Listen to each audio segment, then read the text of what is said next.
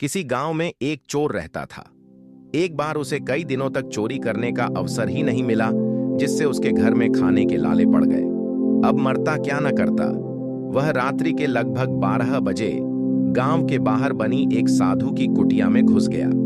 वह जानता था कि साधु बड़े त्यागी हैं, अपने पास कुछ नहीं रखते, फिर भी सोचा खाने पीने को ही कुछ मिल जाएगा तो 1-2 दिन का गुजारा चल जाएगा। जब चोर कुटिया में प्रवेश कर रहे थे, संयोगवश उसी समय साधु बाबा ध्यान से उठकर लघु शंका के निमित्त बाहर निकले। चोर से उनका सामना हो गया। साधु उसे देखकर पहचान गए, क्योंकि पहले कई बार देखा था, पर साधु यह नहीं जानते थे कि वह चोर है। उन्हें आश्चर्य हुआ कि यह आधी रात को यहां क्यों आया। साधु ने बड़े प्रेम से पूछा, कहो बालक, आधी रात को कैसे कष्ट किया? कुछ काम है क्या? चोर बोला, महाराज, मैं दिन भर का भूखा हूं। साधु, ठीक है, आओ बैठो। मैंने शाम को धूनी में कुछ शकरकंद डाले थे, वे भुन गए होंगे, निकाल देता हूं, तुम्हारा पेट भर जाएगा। शाम को आ गए होते तो जो था हम दोनों मिलकर खा लेते। पेट का क्या है बेटा, अगर मन में संतोष हो तो जितना मिले उसमें ही मनुष्य खुश रह सकता है। यथा लाभ संतोष, यही तो है। साधु ने दीपक जलाया, चोर को बैठने के लिए आसन दिया, पानी दिया और एक पत्ते पर भुने हुए शकरकंद रख दिए। फिर पास में बैठकर उसे इस तरह खिलाया जैसे कोई मां अपने बच्चे को खिलाती है। साधु बाबा के सद्व्यवहार से चोर निहाल हो गया। सोचने लगा, एक मैं हूं और एक ये बाबा हैं। मैं चोरी करने आया और ये इतने प्यार से खिला रहे हैं। मनुष्य ये भी हैं और मैं भी हूं। यह भी सच कहा है, आदमी आदमी में अंतर, कोई हीरा कोई कंकर।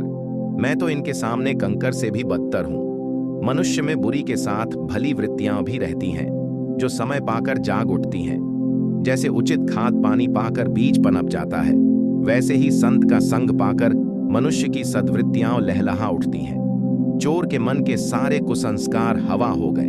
उसे संत के दर्शन, सानिध्य और अमृत वर्षा दृष्टि का लाभ मिला। उन ब्रह्मनिष्ठ साधु पुरुष के आधे घंटे के समागम से चोर के कितने ही मलिन संस्कार नष्ट हो गए। साधु के सामने अपना अपराध कबूल करने को उसका मन उतावला हो उठा।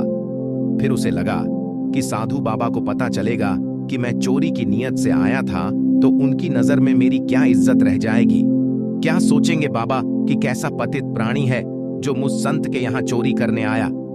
लेकिन फिर सोचा, साधु मन में चाहे जो समझें, मैं तो इनके सामने अपना अपराध स्वीकार करके प्रायश्चित करूंगा।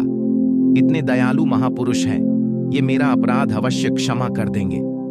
संत के सामने प्रायश्चित करने से सारे पाप जलकर राख हो जाते हैं।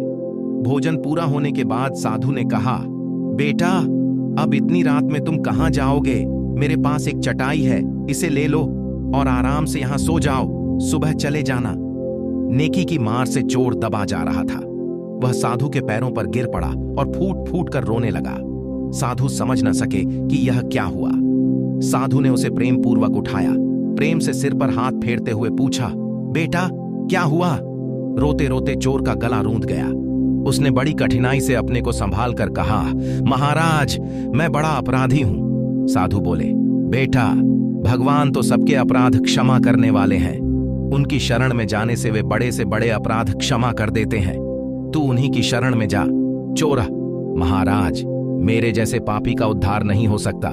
साधु, अरे पगले, भगवान ने कहा है, यदि कोई अतिशय दुराचारी भी अनन्य भाव से मेरा भक्त होकर मुझको भजता है तो वह साधु ही मानने योग्य है। नहीं महाराज, मैंने बड़ी चोरियां की हैं।